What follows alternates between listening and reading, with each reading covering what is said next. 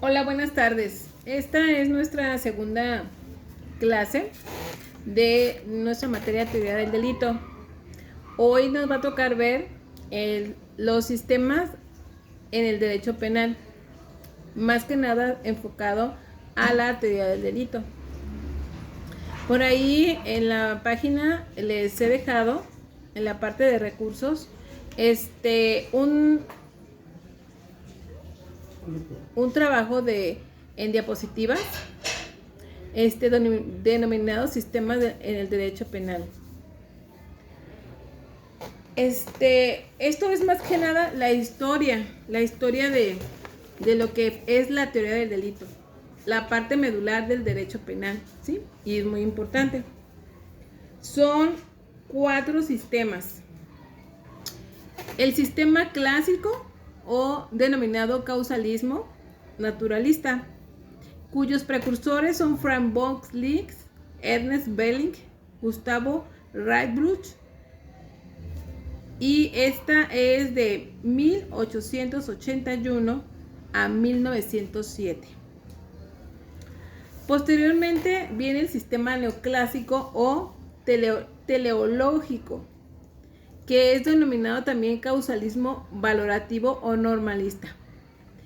Este se origina en los años de 1907 a 1930. Y finalmente, viene el sistema finalista, el tercero. Sus precursores son Hans Gelsen, Reinhard Maurach, Graf, Donna Armit, y data de 1935 al 2016. Y esta sí ya la última, el funcionalismo de Klaus Rosen y de Gunther Jacobs, en 1970 a 2016. Los sistemas que adoptamos, que están en la actualidad, es el sistema finalista y el funcionalismo de Klaus Rosen o Roxim. Vamos a empezar. De hecho, vamos a ver nada más 3 sistemas porque son demasiado amplios. El primero que indicamos que era de Frank von Linz o denominado Linz.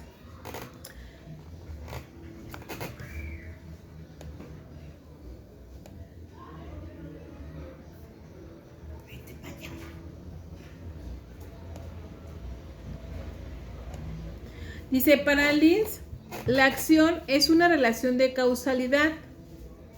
La acción es, para él, significa 3 cosas. Causa, movimiento, que significa para él movimiento corporal o intervención muscular. Efecto, cambio en el mundo exterior. Y que exista un nexo causal entre la conducta y el resultado de A y B. Es decir, entre la conducta, la causa y el efecto. Para él, la voluntad objetiva es una manifestación de una voluntad, es el factor que desencadena el proceso causal. La voluntad subjetiva está contenida en la voluntad, lo que el autor conoce y quiere y tiene conciencia de que su conducta sea contraria a derecho. Es decir, la persona sabe que esto está prohibido por la legislación penal, mas aún así la ejecuta, tiene conciencia, hay voluntad. A esta voluntad se le llama subjetiva. Delito. Para Linz, el delito da origen a una definición de concepto del delito que se divide en una parte objetiva y otra subjetiva. La parte objetiva es considerada la acción y la antijuridicidad, y la parte subjetiva es considerada la subjetiva. Recuerden, en nuestra primera clase dimos varias conceptos o referencias de lo que era el delito. Les dije que era una acción o una omisión típica, jurídica y antijurídica y culpable, que es en lo que tenemos en la actualidad. Por eso vamos a ver que a través de nuestro curso, una de las partes importantes del delito, o que son elementos del delito, es la acción, ¿sí?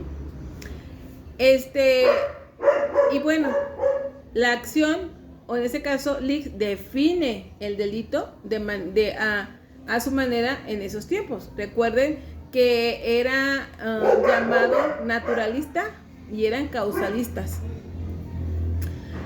Para él, la parte objetiva es considerada la acción y la antijuridicidad, y la subjetiva considerada nada más la subjetividad. Es encaminada a lo que realiza el sujeto. La antijuridicidad para Litz dice: es la relación de contradicción entre una conducta desplegada para el sujeto y lo que se establece en el orden jurídico. Dice que la justificación tiene varios elementos, o más bien causas de justificación.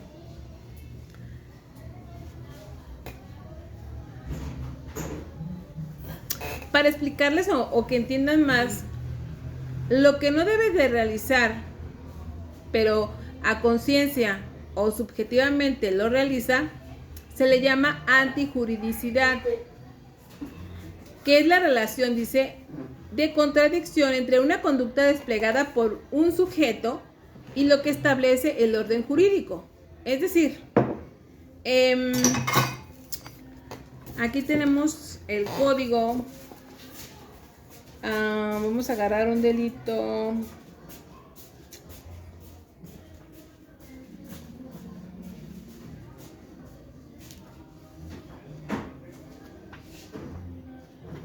Bueno, uno al azar.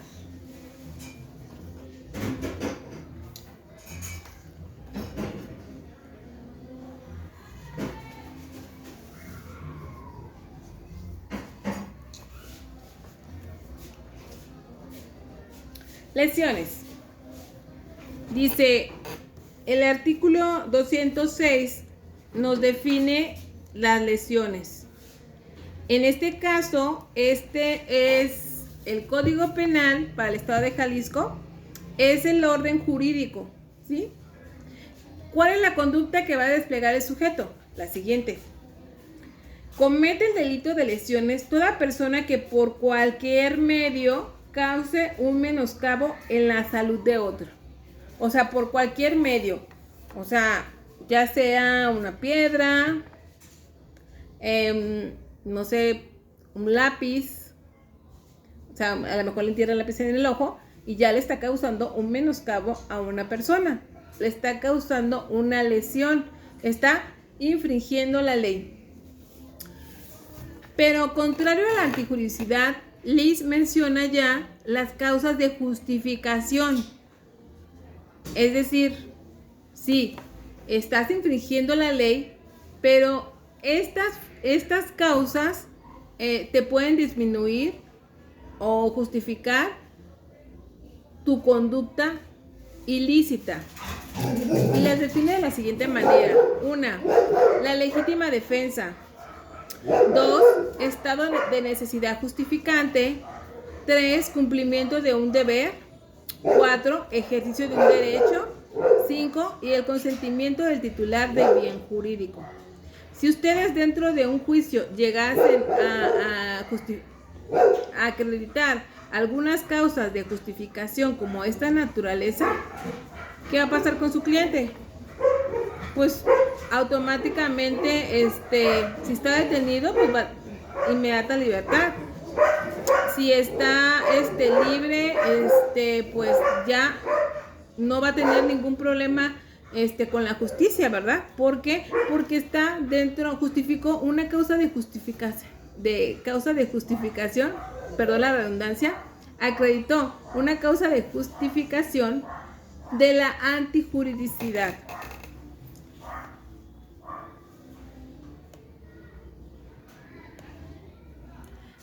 Ahora, otro de los elementos que nosotros establecemos es la culpabilidad. Dice, la culpabilidad es la relación psicológica entre el autor y su hecho. Acá, recuerden, la antijuridicidad es la conducta que despliega el sujeto a sabiendas que es ilícito. Acá, pero la culpabilidad también es otro de los elementos y es la relación psicológica, o sea, lo que está pensando el autor, digamos, la persona que delinque y su hecho. Dice, hay culpabilidad, elementos. 1. Imputabilidad, debe ser imputable. Cuando la persona, si ese delito o esa hipótesis jurídica no está establecida en el Código Penal de procedimiento, en el Código Penal del Estado de Jalisco o de cualquiera de los 32 estados que tenemos, entonces no se da la culpabilidad, no se da la imputabilidad. O sea, ¿qué le vas a imputar? Tú no le puedes inventar o imputar por simple analogía. Recuerden que, por ejemplo, eso está prohibido por la Constitución, ¿verdad? Tiene que estar firmemente establecido dentro de una ley de carácter penal. La imputabilidad debe de haber. 2. El dolo. El dolo es el elemento cognoscitivo, conciencia de la antijuridicidad y elemento volitivo. O sea, la persona tiene conciencia, lo hace dolosamente, sabe que le va a causar un menoscabo en la salud a una persona. Y volitivo, ¿por qué? Porque a lo mejor tiene principios, pero no le importa. A lo mejor es su papá, o a lo mejor es otra persona muy querida. Entonces, pero a él eso no le importa. Lo que le importa es que tiene conciencia de que le va a causar un menoscabo en la salud, ¿sí? Le va a causar unas lesiones. Dice, la culpa, otro elemento de la culpabilidad. Dice, la culpa con representación o culpa, hay culpa con representación y hay culpa sin representación, pero ambas son especies de la culpabilidad, ¿sí? Recuerden una cosa, estamos viendo un sistema que viene únicamente en la teoría. Recuerden que las últimas dos sistemas son los que en la actualidad vemos. Dice, según el libro de la teoría del delito de Ernest Belling, en 1906, dice, aplica el mismo método naturalismo que von Lins, pues acepta el mismo concepto de acción y reconoce a la voluntad con la misma estructura de la acción causal. El tipo penal. Tipo penal es la parte objetiva de la conducta, ¿sí? Para él.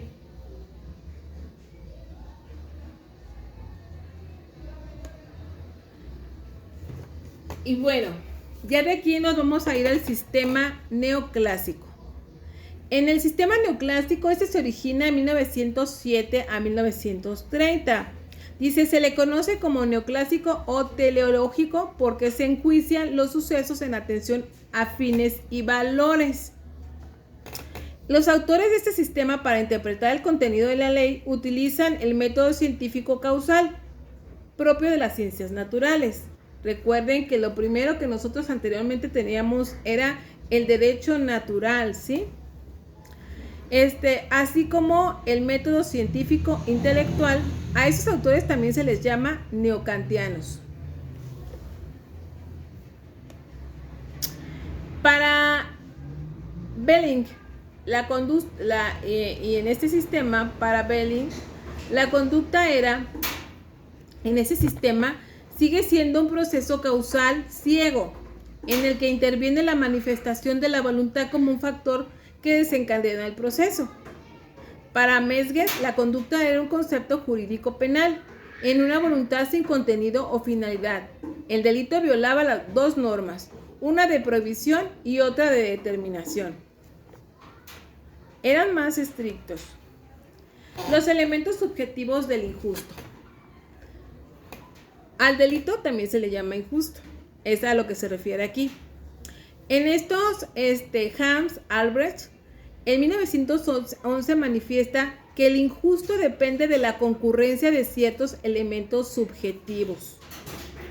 Para Marx, para Meyer y para Augusto Hegel, de 1911 a 1920, ellos desarrollan su teoría de elementos subjetivos distintos al dolo, como es los ánimos, los propósitos, los deseos, las intenciones, así como los elementos interpretables. Se individualizan en el lenguaje,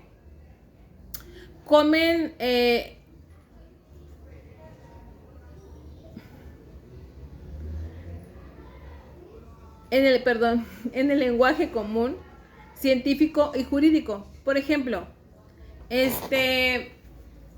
mujer, o elemento activo, elemento pasivo, estupefaciente, servidor público, moneda alterada. ¿Sí? Ya le dan cierto concepto a circunstancias que son del delito.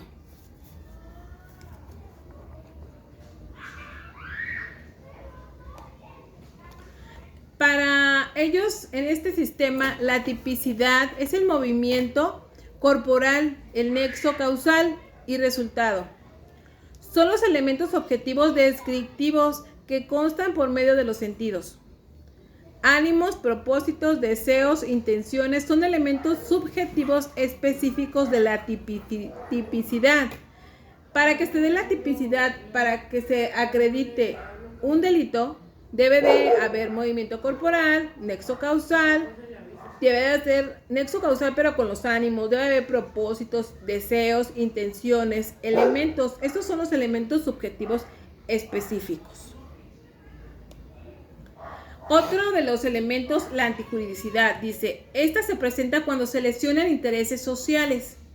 La antijuridicidad puede ser objetiva, relativa a la parte objetiva del delito. Subjetiva se afirma al contenido de la voluntad, al dolo. Acá pareciera que es redundancia cuando decimos la objetiva relativa a la parte objetiva del delito. O sea, yo odiaba en ocasiones los diccionarios que no me sacaban de un problema. Yo decía, ¿qué es ¿qué es relatividad? Por decir, ¿qué es relatividad? Ya la encontrabas, dice, relatividad es lo relacionado con lo relativo. Pues no me sacaba de ningún problema, ¿verdad? Pero aquí, bueno, dice la relativa a la parte objetiva del delito. Es decir, a lo que establece la hipótesis jurídica dentro del Código Penal. Lo subjetiva, pues lo que realiza el sujeto activo. Se afirma el contenido de la voluntad del dolo. O sea, para ellos el dolo era la voluntad, ¿sí? La antijuridicidad constituye un juicio de valoración. Aquí, bueno, o sea, obviamente tienes que entrar a valorar si existen todos los elementos. A lo mejor nada más existe la parte objetiva, pero no la subjetiva. A lo mejor una persona sí cometió un menoscabo en la salud de una persona, pero no lo cometió la persona que la tienen imputada. La cometió un sujeto B. Sujeto A es detenido porque le causa un menoscabo a sujeto C. Pero resulta que sujeto C no fue lesionado por el sujeto A, sino por el sujeto B, ¿sí? Entonces, aquí, para que se dé la antijuridicidad, tiene que ser las dos, objetiva y subjetiva. La antijuridicidad dice constituye un juicio de valoración. Por esta razón constituye un juicio de valoración. Deben de existir las dos. Y tú ya valoras conforme a la ley, obviamente, hasta dónde fue la intención, el dolo que realizó.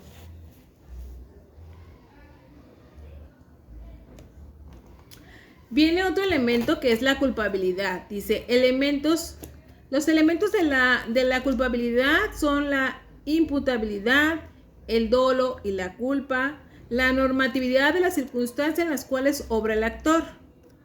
Culpabilidad es reprochabilidad. Bueno, aquí tenemos dos diferencias. Hay delitos dolosos y hay delitos culposos. Hay delitos en los cuales interviene el actor, tal y como lo establece, con toda la intención, con todos los ánimos, con todo lo demás. Pero hay delitos de culpabilidad que son nada más reprochables. Por ejemplo, una persona va conduciendo su vehículo a alta velocidad y son a lo mejor las 12 de la noche y mucha gente cree que porque es tarde, porque es noche, para tener mejor seguridad, no es necesario que se paren los altos. ¿Por qué? Porque puede ser a lo mejor asaltado o no sé, o víctima de algún delincuente. Pero entonces esta persona se viene pasando los altos. Y en una de esas no se fija que va pasando una persona a tales horas porque o está oscuro, porque la persona a lo mejor venía vestida de negro, la persona venía con un bastón, venía muy despacio y se cruza confiadamente porque está la luz en rojo y tiene el SIGA, ¿verdad? Tiene el paso, inclusive camina por el paso peatonal y todo esto. Entonces, y esta persona pasa su vehículo y lo atropella y resulta que lo mata. Entonces esto es un homicidio imprudencial, culposo. ¿Por qué? Porque no me diste, no manobraste, ibas a exceso de velocidad, no frenaste, no pudiste frenar porque pues a lo mejor ibas a exceso de velocidad. Tú tienes que, como conductor, la obligación de ver si hay personas a tu alrededor. Entonces, si no te fijas en esto, es reprochable por la sociedad y estamos en un delito de culpabilidad, no de justificación. Aquí no vas a justificar tu conducta porque no la tienes. Tú en realidad ibas a exceso de velocidad, te pasaste un alto, no te fijaste que la persona iba a cruzar, no tuviste el debido cuidado y la pericia que debe de tener un conductor. Entonces es ahí donde dice la culpabilidad es reprochable, ¿sí?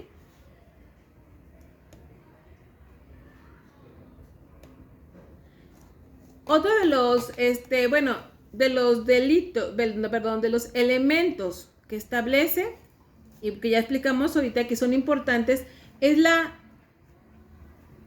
imputabilidad, pero también viene como causa aquí hay una causa de justificación que es la inimputabilidad. La imputabilidad, dice, es la capacidad de entender y de querer. Es decir, esta persona posiblemente ya sea un delito doloso o un delito culposo, pero tuvo la voluntad de realizar una conducta que está establecida en el código, ya sea lesiones, ya sea robo, ya sea homicidio imprudencial, homicidio intencional, ¿sí? Hay la intención. Y para esto él tiene la capacidad de entender y de advertir las consecuencias legales de sus actos. Pero en cambio, a lo mejor hay una persona que no tiene esta capacidad de entendimiento porque a lo mejor resulta que es una persona que tiene un trastorno mental o un trastorno de personalidad. Obviamente deberá acreditarlo a través de dictámenes periciales para que esté en las condiciones de inimputabilidad por trastorno mental, desarrollo intelectual retardado o minoría de edad. Bueno, aquí la minoría de edad ya ha cambiado muchísimo porque tenemos una ley para menores infractores que es a partir de los 13 o 14, no, de los 12 años. Bueno, no recuerdo exactamente la edad. Pero a partir de cierta edad ya son menores infractores, ¿sí? Y bueno, ellos están sujetos a otra disposición penal y bueno, están en centro de observación especiales. Pero si se diera eso, pues bueno, no podría ser imputable, sería inimputable. Pero bueno, ya considerado dentro, en un apartado, digamos, especial, porque ellos llevan un procedimiento similar a los de los adultos, pero muy, muy especial en el sentido de que ellos más que nada requieren psicólogos. Es como si fuera una escuela, o sea, ellos tienen que ser de alguna forma reprendidos, pero insertados para poder de alguna forma, entre comillas, insertados a una sociedad, ¿sí? Elementos de la culpabilidad. Dice, elementos de la culpabilidad son el dolo y la culpa. El dolo es elemento cognoscitivo. Los elementos fácticos del tipo penal, conocimiento de relevancia jurídica de la acción. Es lo que te digo. O sea, a lo mejor tú tienes conocimiento o a lo mejor desconoces, pero hay un principio que dice que el desconocimiento de la ley no te exime de ella. No, vas a decir, es que yo no sabía que era delito matar. Tuve un enfrentamiento con una persona, me enojé tanto que pues se me ocurrió agarrar una piedra que lo tenía aquí muy cerca de mí y aventé la piedra y le pegué en la cabeza y resulta que el golpe le ocasionó la muerte. Pero yo no sabía que eso era delito. Yo me quise defender. No. O sea, aquí esos son los elementos fácticos. Lo que pasó, los hechos. Pero esos hechos te llevaron a un tipo penal, a una hipótesis jurídica que establece el Código Penal. Dice, tenías conocimiento de relevancia de la acción. Es decir, a ti te cegó tanto el coraje, pero interiormente tú sabías que podías ocasionarle un daño. Tal vez a lo mejor no quisiste ocasionarle la muerte, pero sí una lesión muy grave. Entonces estás dentro de esa figura de dolo. Los elementos volitivos, dices, es que analizar los elementos fácticos, clases de dolo, el dolo directo y el dolo indirecto. Esto es bien importante, pero lo vamos a ver en otros sistemas. La culpa, dice, con representación y sin representación. Posteriormente también lo vamos a explicar. Vamos ahora al sistema finalista. Dice, este sistema finalista, en ese sistema la conducta de hecho humano la conducta es un hecho humano voluntario. Conducta sustantivo, tipicidad, debe tener tipicidad, antijuricidad, culpabilidad. Aquí ya es digamos, una definición como lo que es el delito en la actualidad. Adjetivaciones. Conducta de género. Tipicidad. Debe de haber tipicidad, antijuricidad y culpabilidad. No puede haber nada más antijuricidad y culpabilidad y tipicidad no, porque la tipicidad, ¿qué es?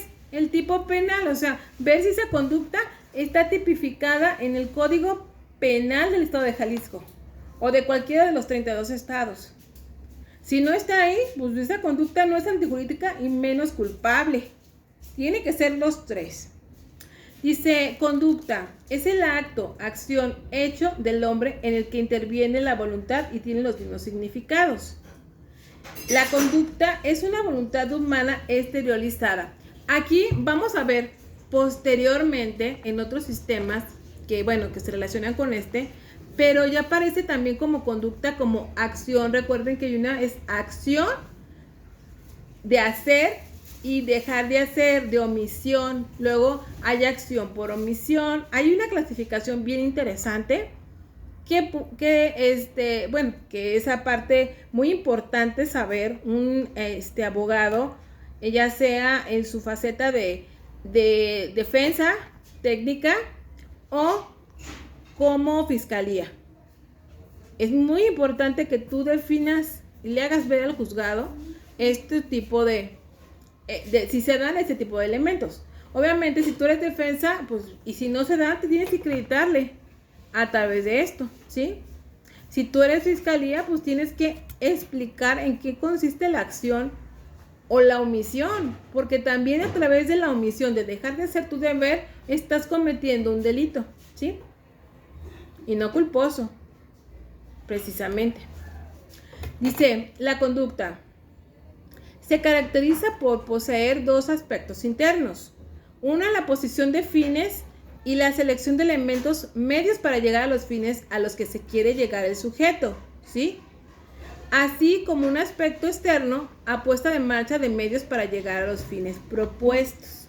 Esto es también demasiado muy importante porque la función de la conducta es esta. Una, tiene límite del poder punitivo del Estado y el género vinculante de los adjetivos que conducen a la especie del delito.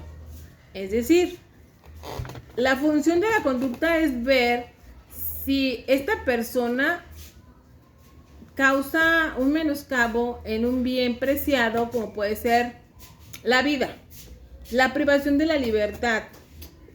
O sea, ese es un homicidio.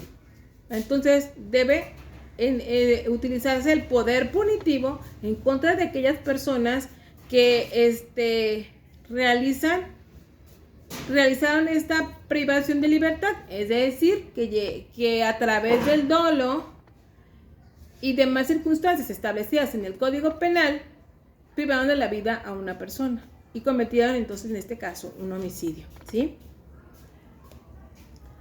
Pero les digo que es bien importante porque viene aquí, aparece dentro de esa faceta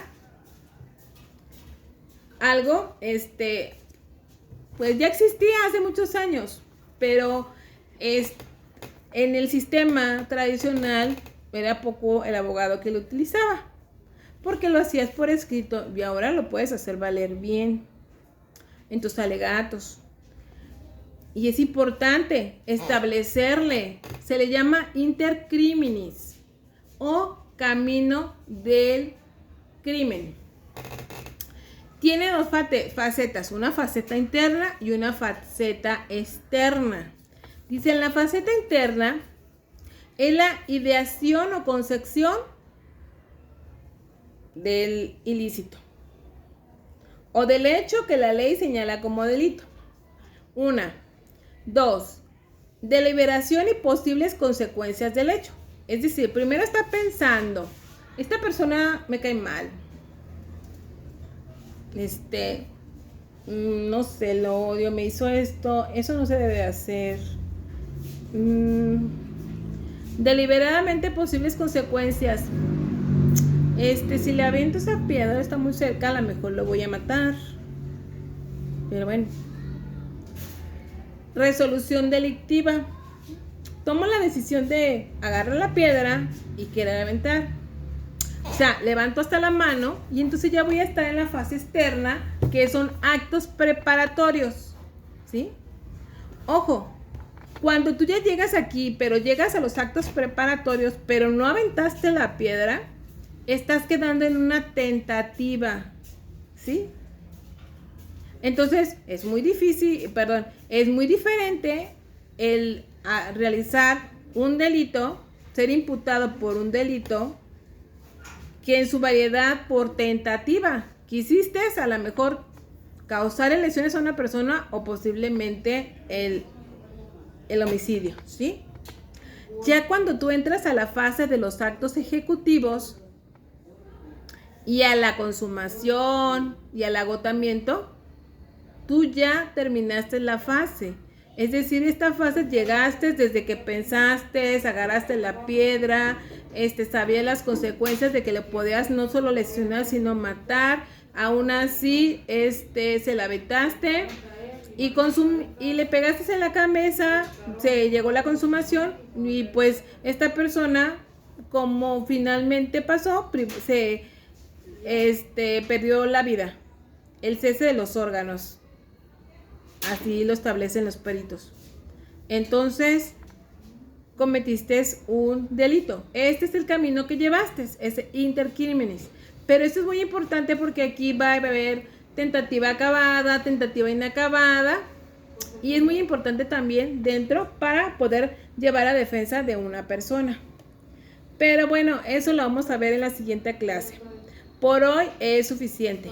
Por ahí en la página les he dejado una tarea donde con sus propias palabras y en una sola cuartilla me van a explicar qué es todas estas 19 diapositivas que les pude realizar, que son los tres sistemas, son 4, pero nos hace falta terminar este sistema finalista y nos falta ver el último, ¿sí?